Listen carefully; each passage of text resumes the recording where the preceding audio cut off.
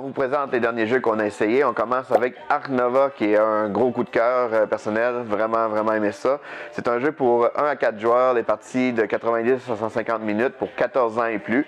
Il y a beaucoup de petites similitudes avec Terraforming Mars, qui est un de mes jeux favoris, mais très différent, vraiment de façon différente. En gros, le but du jeu, ça va être de faire un des meilleurs parcs animaliers.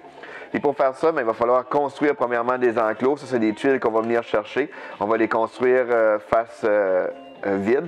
Puis quand on va, après ça, aller chercher des animaux, on va pouvoir les assigner dans certains enclos en retournant la tuile comme ça. Pour jouer, ce qui est le fun du jeu, c'est que même si c'est un très gros jeu, c'est que l'aspect action est facile à gérer puis complètement original. La manière que ça marche, c'est qu'on choisit une des actions qui va être sur notre plateau et chaque action a un multiplicateur par rapport à son endroit sur le plateau. Fait que si par exemple je veux ici construire une carte mécène, mais vu qu'il est à l'emplacement 2, je vais seulement pouvoir construire une carte mécène de niveau 2. Fait que selon l'emplacement, ça fait vraiment important. Fait que par rapport à si je voulais construire un enclos, présentement, je pourrais construire un enclos de niveau 5 en payant le coût, évidemment. Fait que si je décide de faire cette action-là, on la met ici, je fais mon action, et quand j'ai terminé, cette carte-là retourne à la position initiale et toutes les autres vont monter d'un niveau. Fait que le timing et la façon de jouer nos cartes est vraiment importante. Et en plus, chaque carte peut être améliorée une fois pour vraiment être plus efficace. C'est la même action, mais de façon vraiment plus efficace.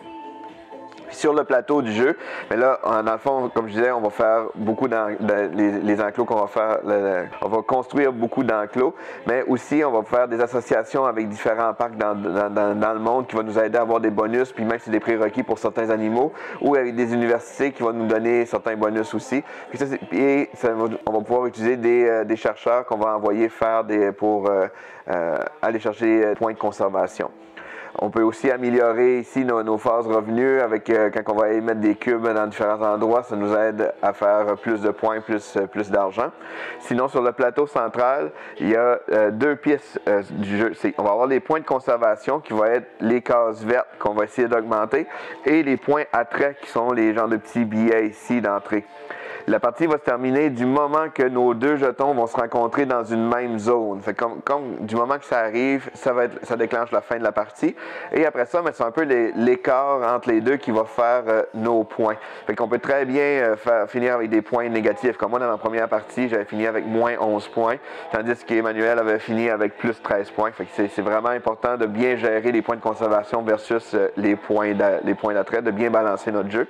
Sinon, on a aussi une pièce de réputation qui nous permet d'aller chercher des cartes dans le marché. Plus qu'on est haut, c'est que si par exemple je suis ici, mais maintenant, à toutes les fois que je dois piocher des cartes, je peux piocher des cartes selon mon niveau de réputation. Je ne peux pas aller chercher ces cartes-là, mais je peux aller chercher ceux-là. Si on n'a pas ça, mais on est obligé de piocher dans la pile qui donne plus de hasard. Fait que ça aide moins pour la stratégie. Ça, c'est l'autre élément du jeu qui est vraiment fantastique, c'est que la pile de cartes est vraiment grande. Toutes les cartes sont différentes. Il y a vraiment plein de combos possibles, différents. Fait que c'est vraiment le fun. Le gros du jeu, ça va être de construire des cartes justement qu'on va avoir. Fait qu'il y a deux types de cartes principaux. Il va y avoir les cartes animales ou les cartes mécènes. Les cartes mécènes, c'est un peu l'équivalent des cartes bleues dans Terraforming Mars. C'est des cartes qui vont nous donner des habilités permanentes dans le jeu ou un bonus instantané et des points en fin de partie. Ça va falloir prendre l'action mécène pour pouvoir construire ces cartes-là. Sinon, les cartes animales, ça va être des cartes que ça va prendre l'action animale pour pouvoir la faire. Puis, il va falloir les construire selon les prérequis. Fait que, comme dans ce cas ici, ça va falloir avoir un enclos disponible de 4 espaces, adjacent à 2 points d'eau et payer 13 crédits pour le mettre. L'autre aspect qui fait beaucoup penser à Terraforming Mars, c'est que chaque carte a des icônes comme ça dessus. Puis il y a plusieurs cartes qui vont donner des bonus en fonction ou des prérequis en fonction des icônes qu'on a déjà dans notre jeu. Fait que c'est le genre de jeu qu'on va construire énormément de cartes, là. Et c'est vraiment le fun.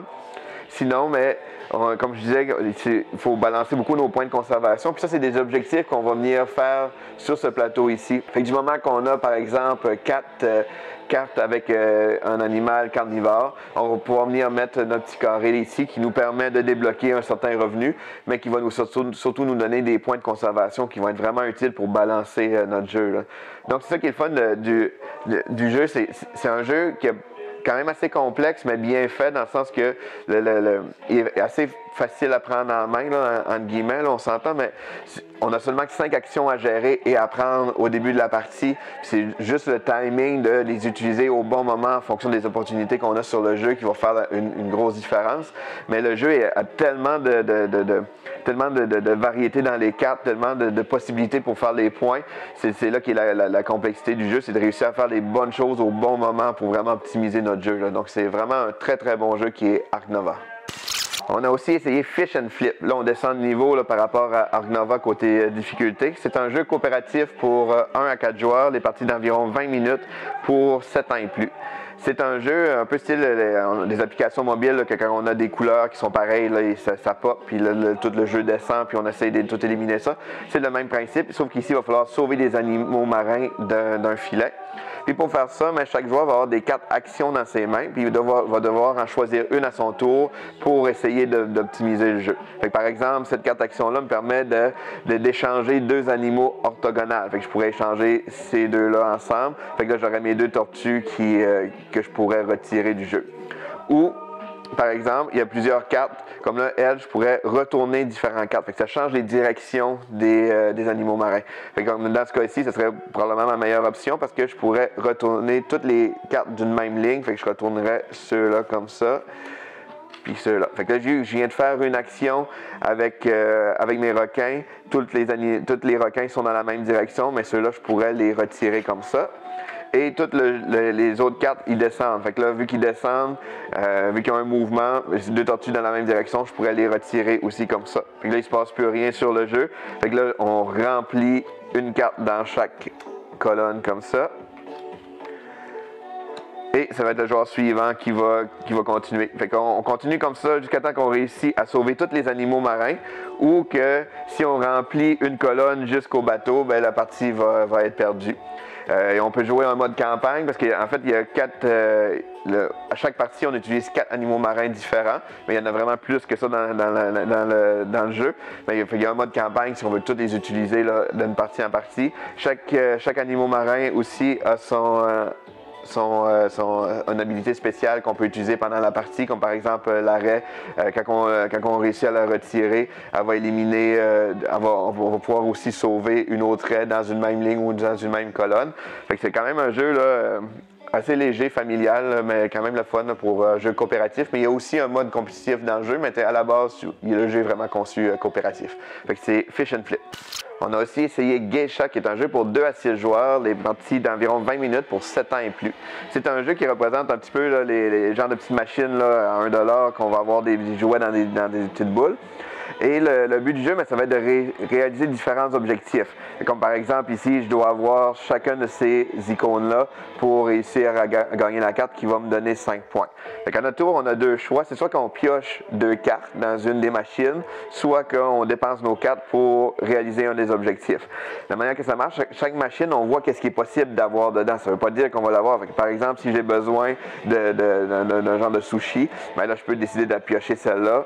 Mais là, j'ai des chanceux, j'en ai un. Puis mettons que j'aurais besoin de la petite fille, là, je pourrais essayer cette carte-là. Là, je l'ai aussi. Là, je suis comme bien chanceux. Puis là, le but, c'est quand j'ai suffisamment les bons personnages, là, je vais pouvoir réussir ma carte. Fait que, comme là, j'ai mon petit robot. Fait que là, à mon tour, je pourrais décider de défausser ces cartes-là et gagner la carte.